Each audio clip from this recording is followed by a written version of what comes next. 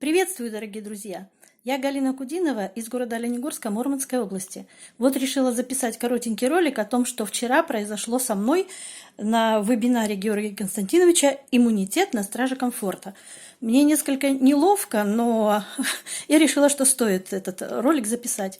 Дело в том, что я очень люблю нашу антенку, нашу любимую антенночку, и часто использую ее во время и прослушивания вебинаров, и во время гуляния по городу и так далее. И вот в последнее время меня стал мучить храп. И я решила во время прослушивания этого вебинара поставить, хоть она и длинная, эта профилактика храпа, но думаю, сколько пройдет. И вдруг меня разбудил вопрос мужа: «Ты что, спишь?»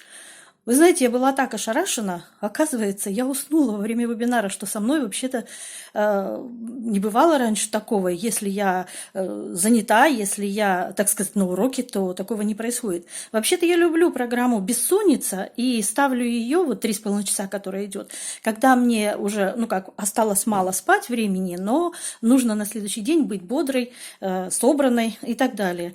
Вот. А тут я поставила профилактику храпа, и потом, изучая ее, думаю, что же все-таки произошло. Обнаружила, что первые 13 минут идет там детоксикация, а следующие 12 минут идет бессонница.